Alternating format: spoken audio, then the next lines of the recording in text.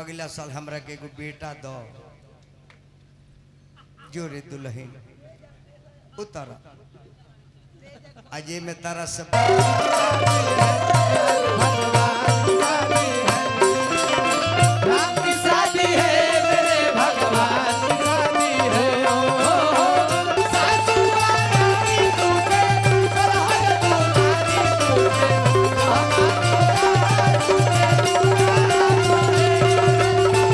तिल कही लौट के चाचा आवेले त लड़की की यहाँ माड़ो मटकोर होला आ लड़का क्या काठा मटकोर होला।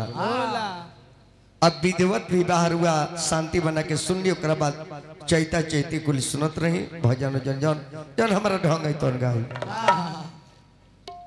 लड़की किया माड़ो छबाला हमने के माता बहन लोग आवेला अरे उतारता चैता भाई बाबा चढ़ल पैसा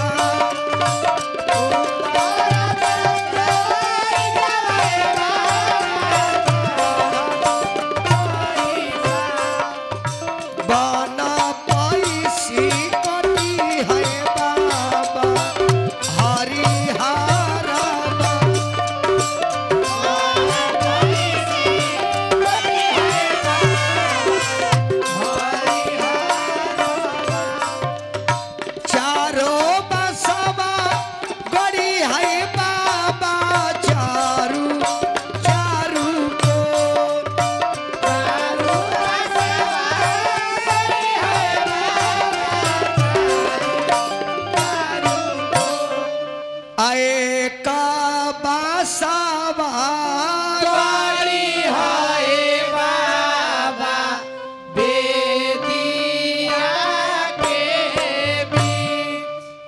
लड़की क्या माड़ो छवाई लड़का क्या हरीश कड़ाई।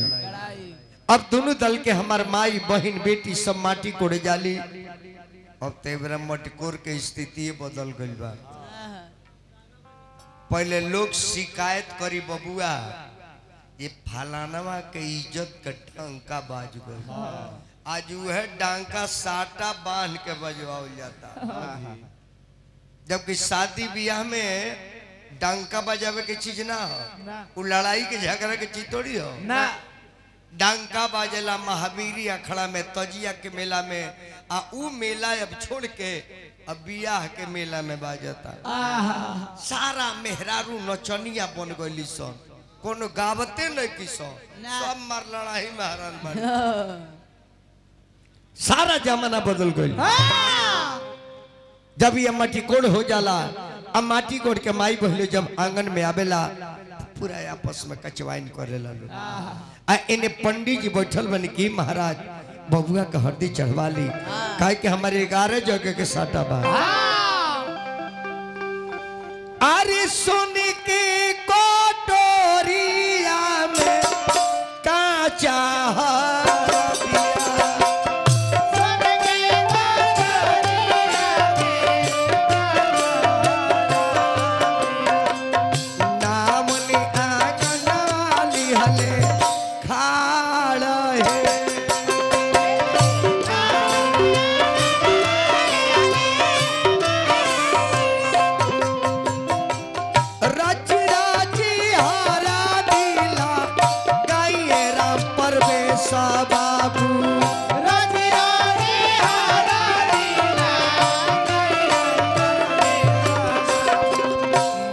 दुल्हा सूता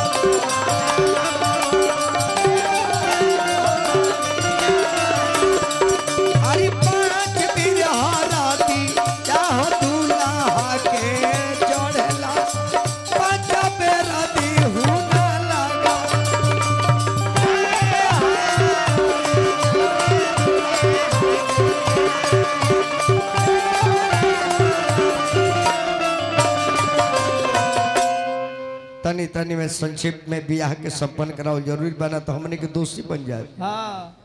अब इन हरदी चहल आ यही बड़ा भिन्न सहारा पीतर ने उताला। ई पीतर के हाजी पीतर के हो जे तारा खानदान में आके भीतर चल गई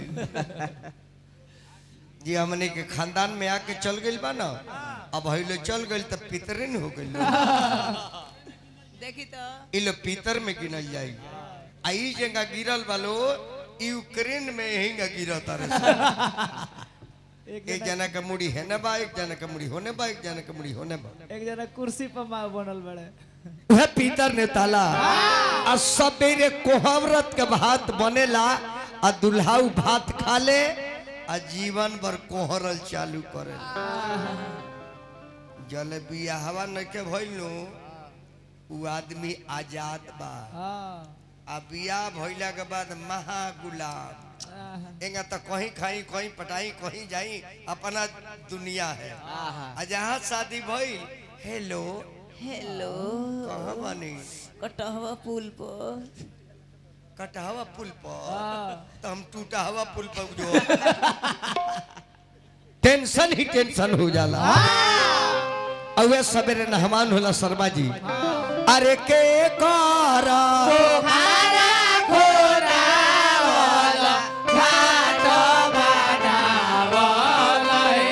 अब के कारा भारी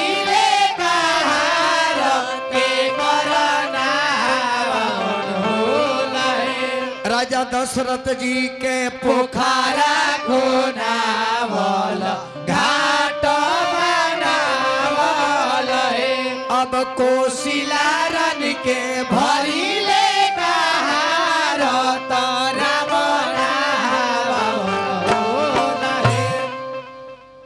नहाए खातिर चाचा तो रोज नहाई जाता लेकिन हमारा बुझाला कि जीवन में असली तीने को नहान बा कवन कवन जन्म लिया तब शादी होई तब आ दुनिया छोड़ल जाई तब आ तीनों में 3 डिजाइन के साबुन लागी कवन कवन जन्म होई तो सरसों के तेल से शादी हुई तो अपटन लगाई के आ दुनिया से जाइए तो घी लगाई के ये तो असली दुनिया में तीनी को बोलले बा वह सारा निक कैला के बाद दुल्हा के नहवान होला आ नहवान कैला के बाद चौका पर बैठा के नोह कटाला नोह रंगाला माई इमली घोटलिया तब बारात के विदा कइल जाला दुल्हा कहाँ गइले बनल ले जिन बनल रहे दुल्हावा केने गइले छोटे बाबू है नहीं बा आओ अब हर का मत आओ बाबू आजा आजा अब सब पर शादी ना होला भगवान जरा पर कृपा करेले ओकरे ने सदिया होला ए बरा ले हमार नचनिया 5552 ओमे दुगो अजगरो शामिल बा ऐसा ने कह ये कहो गो अजगर से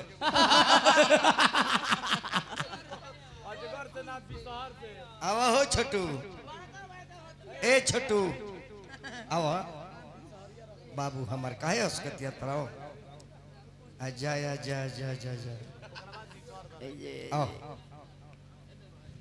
चंद्रमुखी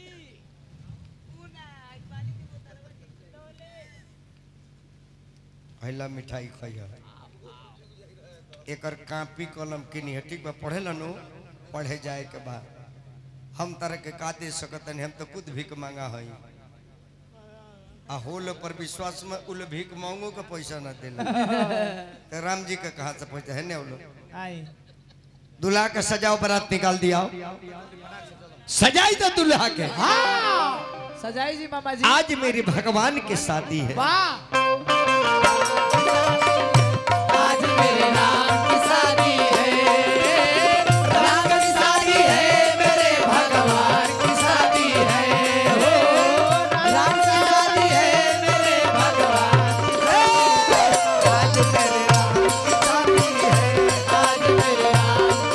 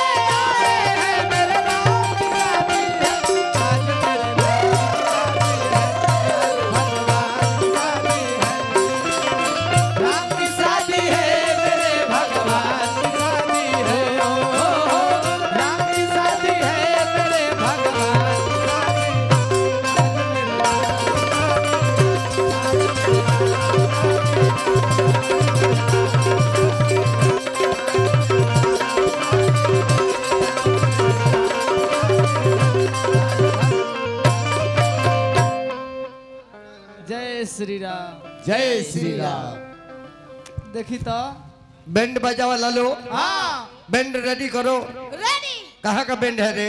फुर्सत समाजपुर का है समाजपुर का। समाजपुर। हाँ प्रोपराइटर का नाम फुर्सत सिंह। फुर्सत सिंह। हाँ उसमें करना चनिया हलीमा बाई। सिंघवा के मरा हो जाएगा सर। बरात निकालो। रेडी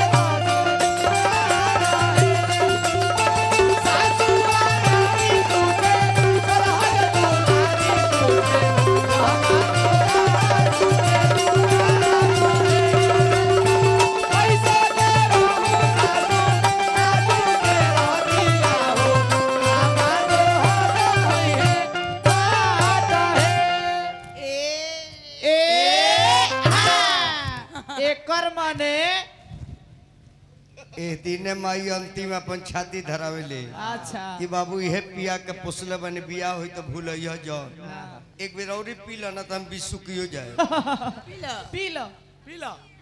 पछुआ बहुत सर्द सूख जाए। हाँ पिया यही चलो पिया पिया पिया। हम पीएम धरा दी। जवान हो गई हो पिए के कहेला आ इहे ना करो तू भाई बार से को बत्ती एक हरी दुल्हन अपना बारात में नाचता। देखा तर कि ना तनी डोला देबो के बाद चलो मारो एकदम तो छोटू बाबू नटवर लाल तनी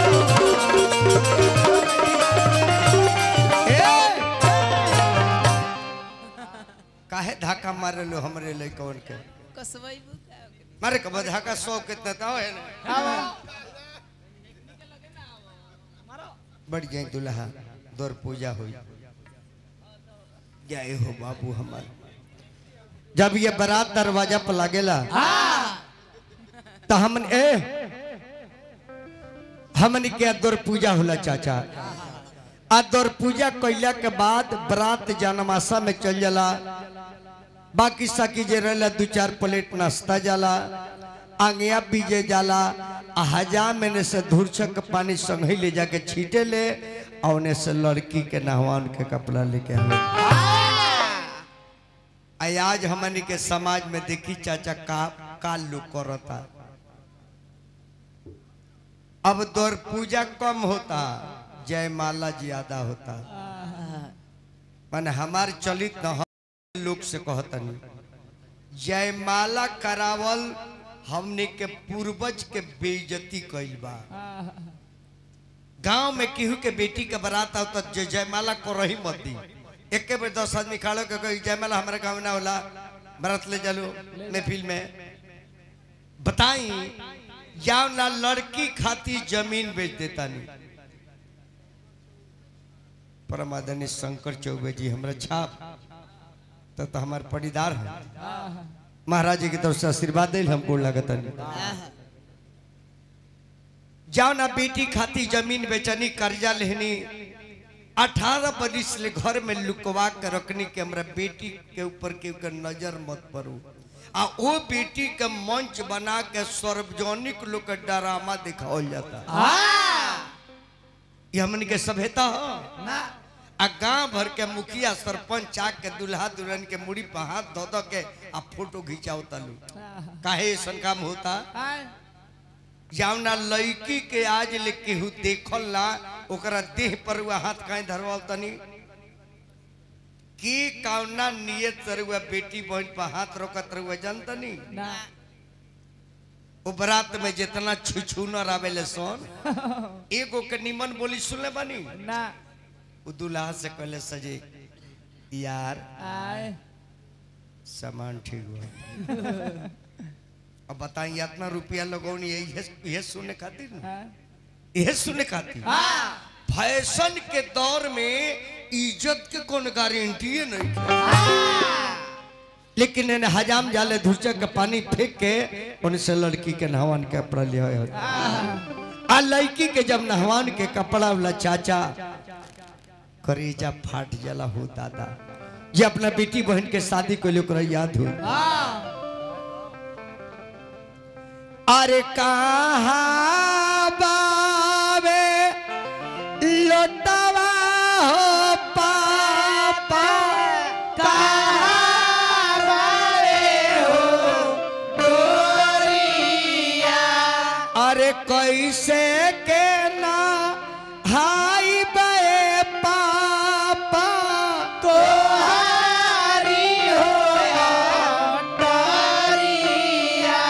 अरे नई खेब उठाती लोटावा होया नई के उठत सा बुनिया अरे कैसे के ना हई है होया तो हारी हो बुनिया इन्हें लड़की नहातिया की कारा कलवाऊ पाछी पानी देला है कारा कलवाऊ पाछी पानी देला है की कारा धिया बाया जाती से नहाली है कारा धिया बाया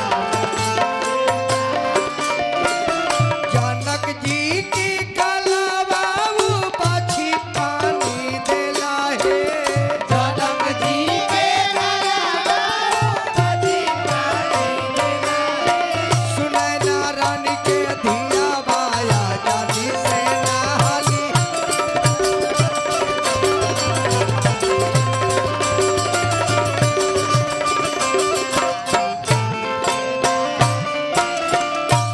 साबुन भी तैयार है शैम्पू भी तैयार है जल्दी से नहा लो बनी जाना ससुराल है जब नहवान के कपड़ा आवेला त लड़की नैहर के वस्त्र निकाल के ससुरा के वस्त्र पहने ले आ जैसे वस्त्र लड़किया पहने ले भसुर गहना लेके आ जाले अच्छा हमरा ही ना बुझाला लोग कहले के अपना पतो के अकाउंट थान गहना बनवले बानी तो बनवले बानी तो भेज दी जब लड़की खातिर ले में तो कहे के समियाना में लेके बैठल बानी ओकरा घरे भेज दी लोग ना देला गहना दिलू कब लड़की स्नान क के नैहर के वस्त्र निकाल के ओ लोग के वस्त्र पहन के जब ओ लोग के बन जाई तब कि पहले जमीन पर दखली करब आ तब खर्चा करब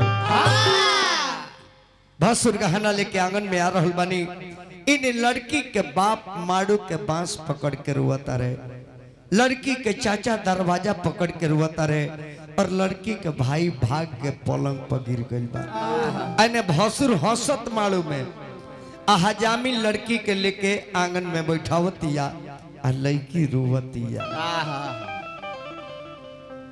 अरे जाबारे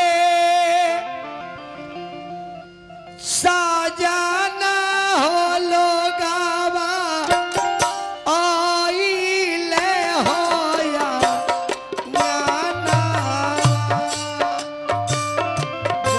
जाबारे साजाना हो लोगावा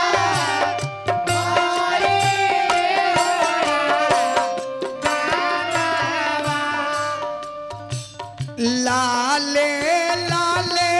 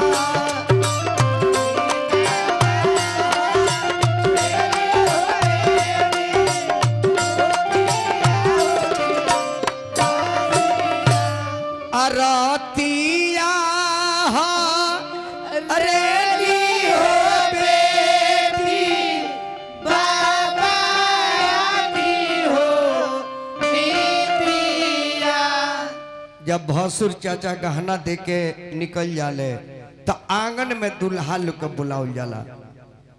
हम देखले बानी मंडप के परिक्रमा करा के कुर्सी पर बैठा के माता बहिन लोग आरती उतारेला। एकरा बार बरमाला होला। ई आंगन के चीज बरमाला लेके हमने के द्वार पर होता जयमाला। ई बाहर निकाले की चीज ना। आता भी ये लड़की के बाप अपना बेटी के जगह पर बैठावेला। बाएं दुल्हा और दाहिने दुल्ही। जले लड़की के शादी ने के बोल तले लड़की आद सकती है दाहिने बैठेले आ दुल्हा बाएं बैठेले। बढ़िया।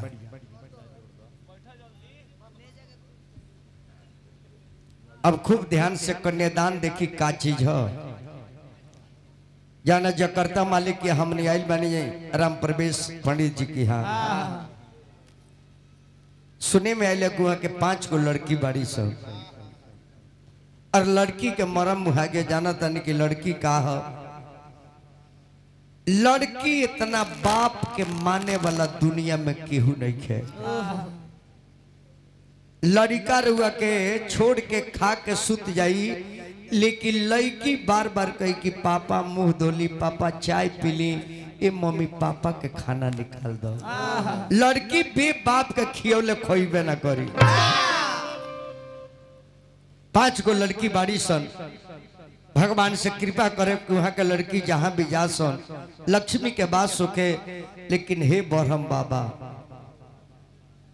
शनिवार मंगलवार के और पूजा होला और वह सबकर मनोकामना पूरा करी। देखी दिया जर गई। ऐसे बरम बाबा एगो निवेदन करब रुआ से 5 गो बेटी रुआ देहनी। सबीर के वक्त बा, ब्रह्म बेला के टाइम बा। हम और एगो लेबर हई और एगो नौकर से मालिक से कुछ मांगे के अधिकार बा। तम इहे एगो बात मांगो जे जेंगा 5 गो बेटी देहनी नु एगो बेटा दे देती। एगो बेटा ता आज घर में कितना सोहर मंगल हुई। बाबा गौरवा नौकर से कोनो भूल चूक से गलती बोल दिले हो कि लेकिन कह दिले बानी मालिक के काम है अपन कैल, नौकर के काम हम मांगल। भूख लगी तो मांगबे कर। 5 गो बेटी देहनी एगो बेटा दे देती 6 गो हो जाई। 5 बेटी अपना घरे चल जाई है। एगो भाई हुई तो 5 बहन किया घूमी तो बहन के कितना आनंद आई। कब एगो बहन कही कि हमारा यहाँ बबुआ आवो, एक कही कि हमारे यहाँ आवो। कितना आनंद में लड़का वो जिंदगी अपन बिताई। ऐसे ब्रह्म बाबा मनोकामना पूरा करब। और वह सब निवेदन करता नहीं सबीर के बेरा बा और पूजा चालू बा। लड़की पर बैठल बिया और लड़की रोते कि पापा आज जान गनी कि दुनिया में लोग बेटी काहे के पैदा करेला। पापा काहे लागिए पापा अरे पोखरा खोनावनी अरे काहे के बनावले बानी घाट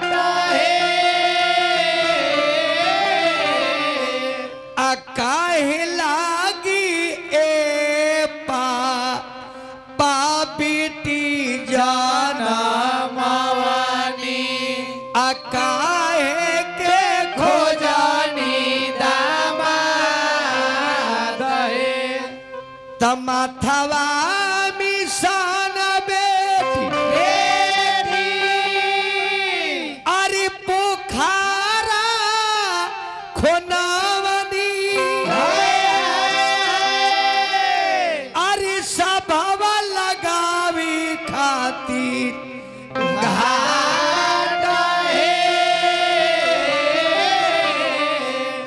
दुनिया बसावे खा तिर बेटी जाना मावानी अपौआ पाखरे के दामाद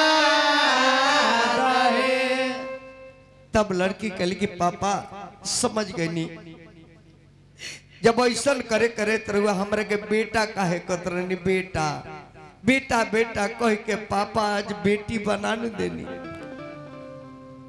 आज हम बेटा रहती तो हमरा के घर से रुआ ना निकलती लेकिन झूठो बेटा कह के इतना दिन से भरमौल रहनी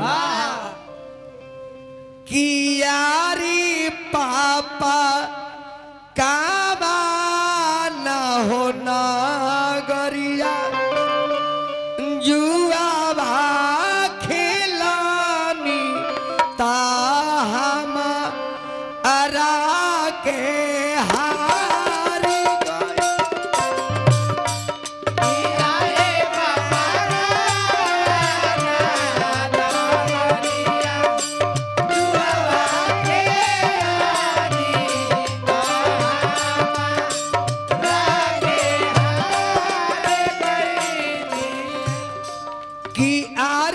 बेटी अबाधारे नगरिया जुआवा खेलानी ता बेटी अपन हारी गईनी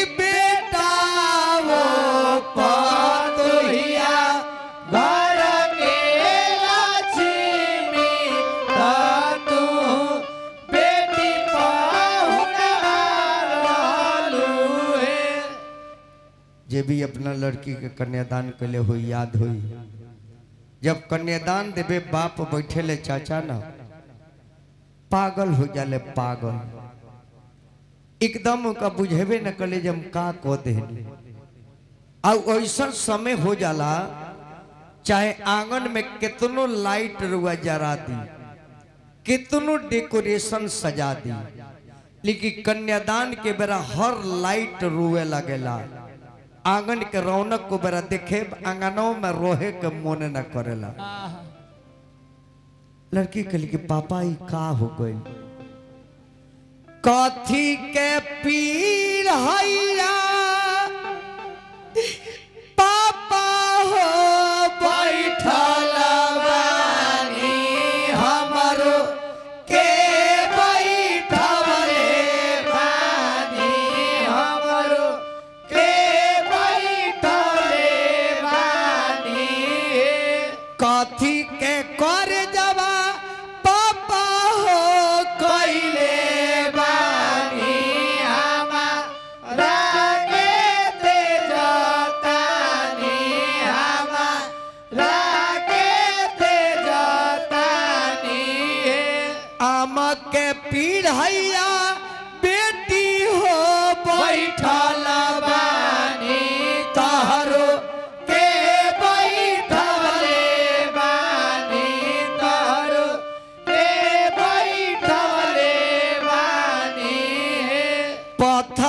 के छतिया बेटी हो कोइले बानी तुहारा के तेजतानी तुहारा के तेजतानी।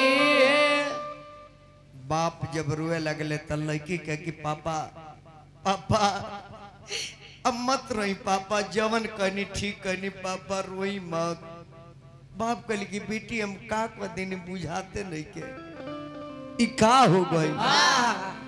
कवन गारा हनवा बेटी हो साझे बेरिया लागी हो गईले साझे बेरिया लागी हो गईले। कवन गारा हनवा भीनु साज पवन गरहना भीनु साज कवन गारा हनवा बेटी मारौआ बीचवा लागी हो गईले बड़ौआ बीचवा लागी हो गईले। कब होई है हमारो उधार कब होइए हमारो उधार। चंदा गारा हनवा पापा हो साझे बेरिया लागी हो गईले साझे बेरिया लागी हो गईले। सूरज गारा हनवा भीनु सार सूरज गरहना भीनु सार बेटी गारा हनवा पापा मारौआ बीचवा लागी हो गईले बड़ौआ बीचवा लागी हो गईले। होई गईले रहू रो उधार होई गईले उधार। बेटी जब भी बात कहले ते आंगन से बाप भाग जाले, आ जाके कहीं ना कहीं दूसरा के द्वारा सुत जाले। लोग खोजे लगी कहाँ गईले और उन्हें पटा के रोवता रहे। इन लड़की के भाई के जगह के ले आओ जला लावा मेरा खतिया धार फुरे खाती हेने का और चल जाए रहुआ मुजफ्फरपुर जिला, वैशाली जिला, समस्तीपुर, मधुबनी जिला, सीतामढ़ी जिला और दरभंगा जिला, शिवहर जिला। ओने के लोग हम देखले बनी चाचा दुल्हा दुल्हन के हाथ पे एगो शंख धरे लालू और शंखवा पर एगो कुश के लकड़ी खड़ा करके और वही लकड़िया पर दुल्हन के भाई जल गिरावेले। तो हमनी के कहले से कि फलाना धार फोरत रहे आ ओने के लोग कहले जे पानी काटत रहे। अलग अलग भाषा बा। हमनी के यहाँ का भाषा है जे कौन हित आवले तो कहले का महाराज अरे आवत जात रहे कि जाई प्रेम बन रहेला। आ ओने के लोग के लगे जाए तो जानता नहीं का बोली लो आऊ आऊ कुटुम बैठ बैठ एले गेले सन मोहब्बत बढ़ेली एले गेले सन आऊ आऊ बैठ बैठ बबुआ आऊ आऊ ना आऊ आऊ आऊ आऊ तब ये भाई जब लावा मेरा दिले धार फोड़े ले तो दुल्हा के हाथ में सिंदूरा दिया ला। दुल्हा जी खड़ा हो जाए देहिए छोट देखता नहीं बाबू हमारू उम्रदार हो गई बाड़े। ए साल में फरवरी में IIT के निकल रहे हैं। बाएं हाथ में ले ला हे हाथ में पैसवा धल अस्थिर रख ला पैसवा बाएं हाथ में ले ला। परम आदरणीय श्री विनोद पंडित बाबू है सीता जी के नाम पर कपड़ा लता भेजले बनी। भगवान से निवेदन करूँगा घर के सुहाग बना रहे तो दुआर के भाग चमकत रहे, घर में मंगल होके यही श्रद्धा के हम जय जयकार करते हैं। हे हाथवा में ले लो आ हे हाथवा से है कह के हैं ठीक हैं मार हैं इ निमन काम बा तारा परतकर हो गइल तारा बाबूजी के खर्चो ना पड़े अरे चिट्टुकी से नुरावा ये दुल्हा जीवन की आधार है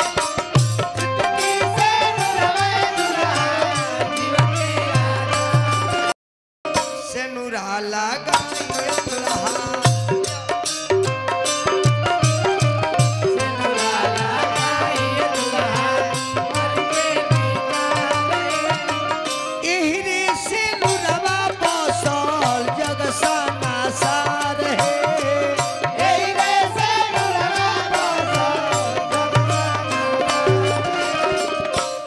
जीवन भर सहिया दुल्हा दुल्हन के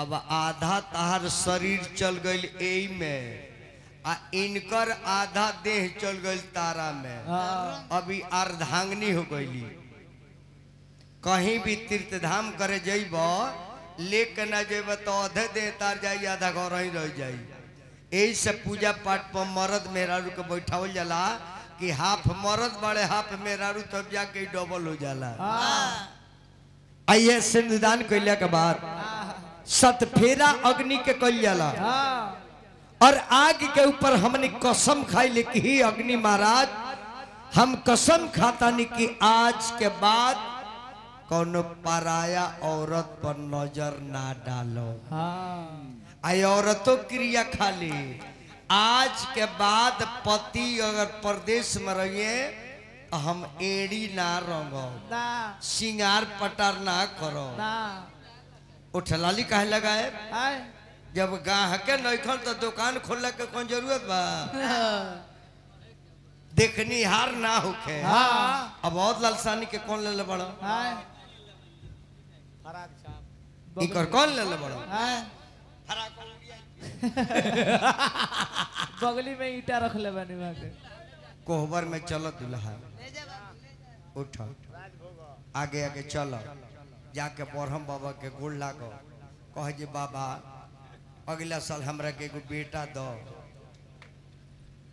जोरे दुल्हन उतर अजय में तारा से बड़ लौकत सबके प्रणाम कइल जाला बियाह भइले के बाद बदलल ना जाला अब आई 4-5 गो तो कहता कितना निमन लगता जाने के न परी हो अरे हूं अब कही यार अरे भाई जी अब शीशमने घाट फाइनल होई का अब आई इन्हें राम जी गनी कोहबर में अरे जब श्री रामचंद्र गइले कोहबरा जब श्री रामचंद्र गइले कोहबरा हो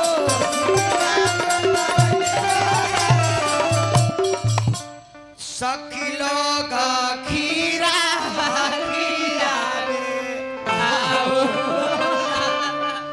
केहू सखी गावतारी केहू करी गावतारी आ पीछे से सुआ लावे ओकर नाम कोहबर ना हो का हो ओकर नाम कुहबर हो कुहबर पहले जातली सन मेहरारू कोहबर में तो चिंटी काटो संतुला के हंस से खाती आई अब ई काम नहीं करो तब सुई ले जाता रही सो आ तोड़ दे धो के गांथे देता अब बताए ते मजाक हो अब गौथला बाड़ी टेढ़ू आइल बाड़े कहा बबुआ कौन मत बबुआ हंसत नहीं की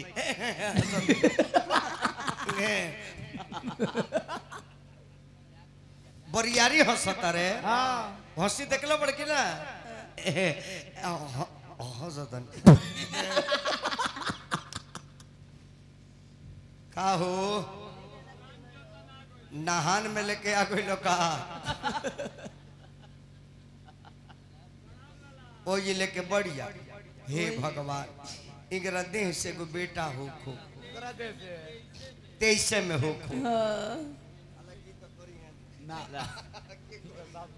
सतेंद्र भैया के आसवा है ने अजय कहीं निकलियो जन ककन छुट्टी तबे निकली है अब रे वकलदारी सुनातन बड़ी वाह पहले को भजन द मास्टर अभी भिखारी चाचा के भजन सुन लो हाँ कौन भजन कौन कौन भजन भिखारी चाचा के सुन लो